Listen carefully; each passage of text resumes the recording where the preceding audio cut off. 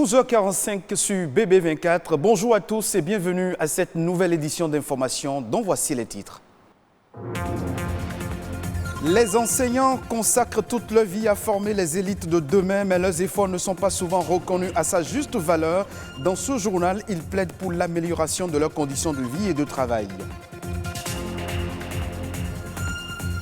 Nous irons à la découverte de la gastronomie béninoise et de son incroyable richesse, un patrimoine culinaire propre au Bénin et qui peut être un pilier de la croissance économique.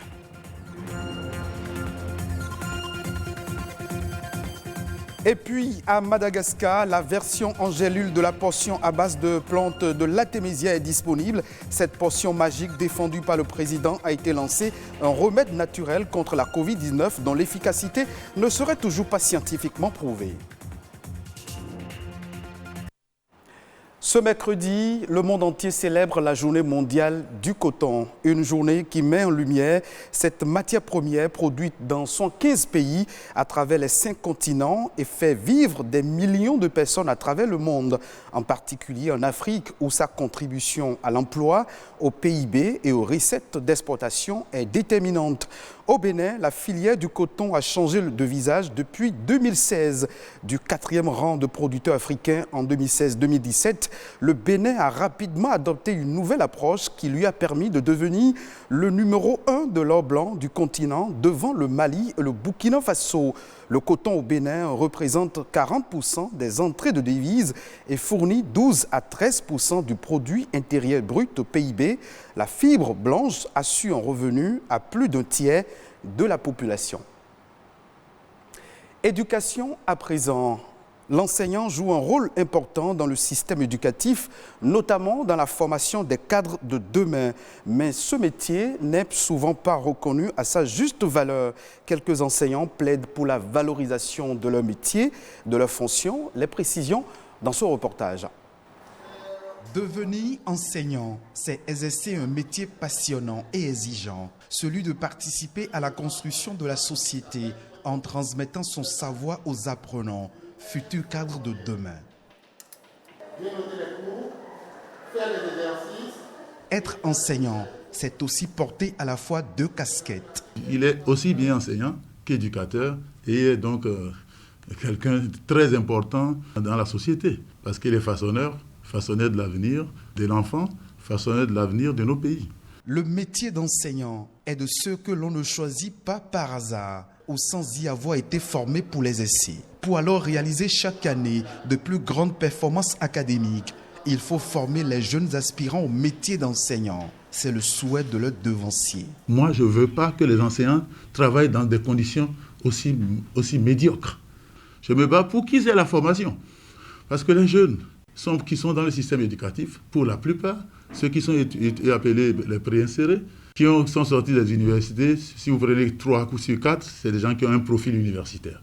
Ils ne sont pas formés pour, et donc on réclame pour eux une formation. Il est clair que l'on doit accompagner cette formation par tout ce qui va avec. À l'université d'Abomey-Calavi, la responsabilité des enseignants dans la formation des élites du Bénin de demain est aussi grande.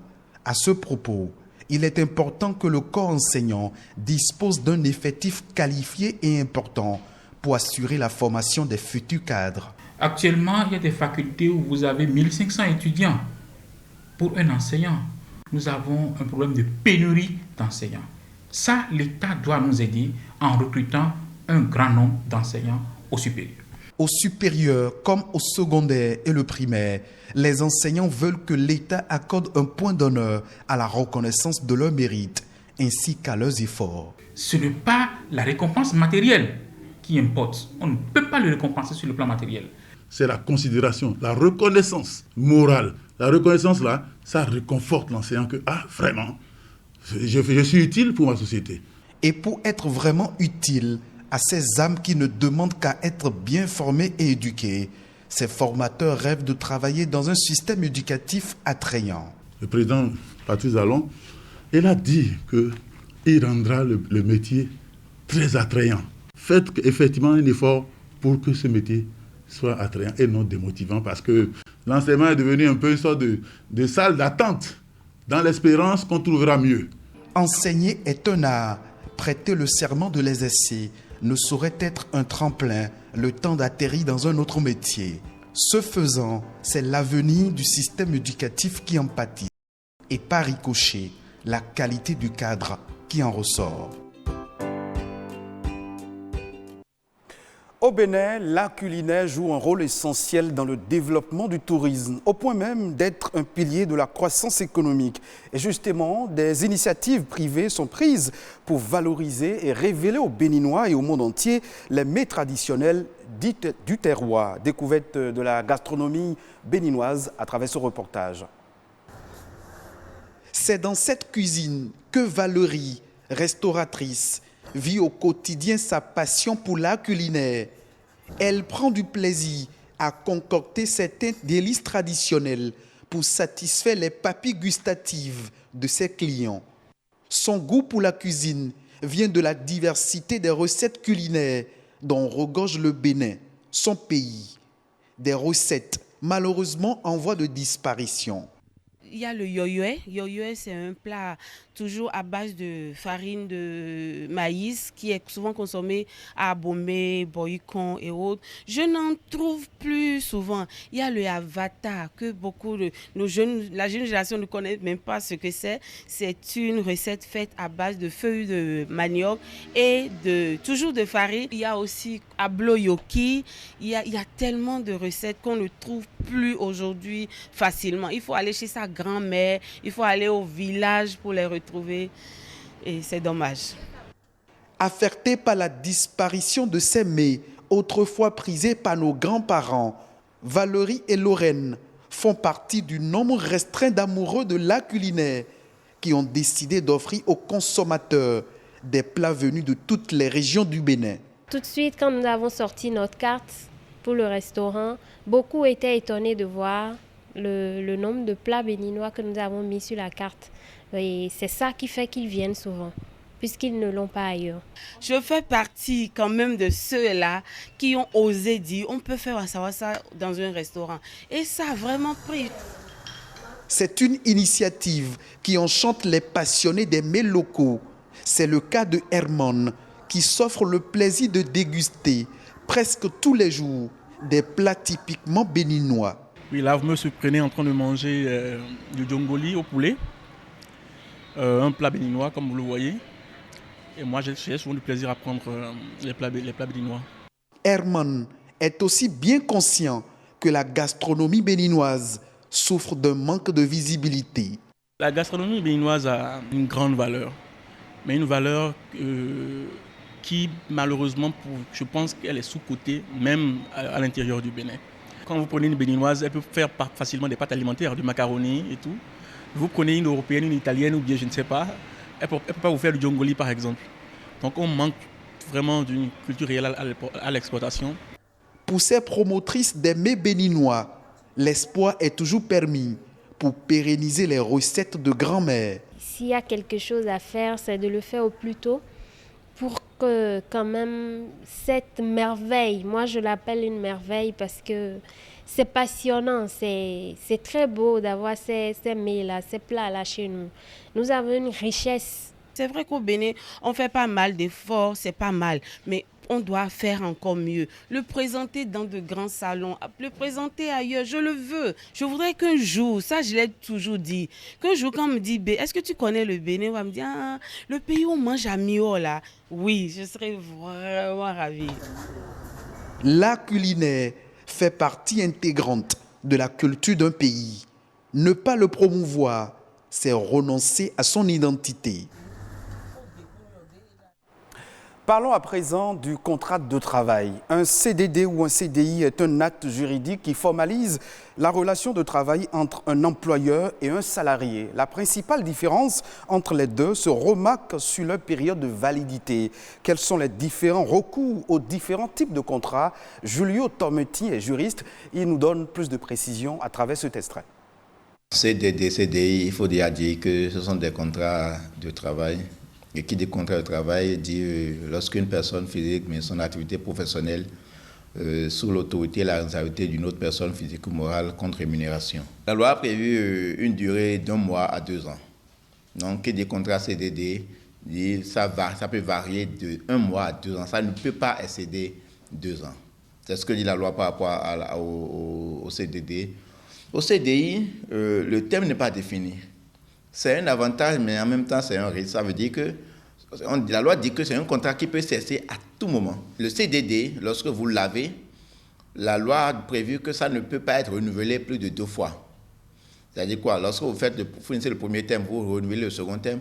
Au thème de la seconde échéance, lorsque vous continuez à travailler, et lorsqu'il n'y a pas un autre avis, ça veut dire que vous tombez de fait dans le CDI. Ça veut dire quoi? Si l'employeur ne se sépare de vous au bout des 2 échéances, au bout des 2 thèmes, ça veut dire que vous êtes d'office dans un contrat à durée indéterminée. Le toit prévoit le minimum, c'est ce qu'on appelle le SMIC, salaire minimum interprofessionnel garanti. Aujourd'hui, entre-temps, c'était à 32 000. Aujourd'hui, c'est un peu moins de 40 000. La loi a prévu des grilles lorsque le licenciement est un licenciement abusif. D'abord, lorsque c'est un simple licenciement, il faut que l'employeur respecte le délai préavis. Si ce n'est pas respecté, il doit avoir des indemnités. Les congés dont l'employeur n'a pas joui, on doit les reverser. Si le licenciement est abusif, on doit lui payer des indemnités, le licenciement qui est calculé, et de sorte que les indemnités évoluent en fonction de la durée, du temps que l'employé a passé dans l'entreprise. Hors de nos frontières à présent, précisément à Madagascar, quelques mois après avoir défendu la tisane miracle préventive contre la Covid-19, le président malgache Andry Rajoelina a lancé vendredi dernier la version en gélule de cette portion à base de plantes dont l'efficacité ne serait toujours pas scientifiquement prouvée. Les précisions dans ce reportage de nos confrères de France 24. Des gélules orange couleur présidentielle sorties de machines rutilantes. C'est la dernière réalisation du président malgache, le CVO+, un remède préventif contre le Covid-19 à base d'artémisinine et d'huile essentielle de ravinsar, une plante médicinale malgache. Devant un parterre de hautes personnalités, le président ne cache pas sa joie. Quant aux inquiétudes sur l'efficacité, elles sont rapidement balayées. Écoutez, nous avons suivi les étapes, les essais cliniques, et actuellement ça a été prouvé scientifiquement. Nous avons fait tout ce qui est test de toxicité. Nous avons inauguré l'usine aujourd'hui qui est une fierté nationale, fierté des Malagasy et fierté également de l'Afrique. Il y a quelques mois à peine, les autorités ne juraient que par le Covid Organics, dit CVO, un remède traditionnel amélioré, plus artisanal, à base d'artémisia, distribué gratuitement aux plus vulnérables. Comme Aingunirin, lessiveuse de 32 ans et mère de 4 enfants, plus de 7 millions de Malgaches auraient reçu la fameuse tisane, présentée comme un remède miracle contre le coronavirus. Je n'arrive déjà pas à nourrir mes enfants. Alors comment voulez-vous que je dépense 1,50 € pour du CVO ? Alors qu'il est censé être au cœur de la riposte sanitaire, le remède est proposé comme un complément seulement aux médicaments conventionnels. Il n'est pas obligatoire pour les malades. On les distribue toujours avec d'autres médicaments. Explique bien aux gens, voici les médicaments et voici les CVO qui va avec. Le président malgache en est convaincu. Le CVO a permis de limiter la propagation du virus. Pour ce député de l'opposition, un des rares à critiquer ouvertement le remède présidentiel, les médecins sont censurés. Il y a eu des peurs, il y a eu des menaces, il y a eu des arrestations de professeurs en médecine autour de tout ça. C'est la raison pour laquelle les personnels de santé ont peur de polémiquer sur le CVO. L'objectif du président, exporter ces nouvelles gélules anti-Covid-19 dans le monde entier. Et puis, ce sera tout pour cette session d'information. Merci de votre fidélité. Retrouvez cette édition sur le site de l'ORTB, www.ortb.bj.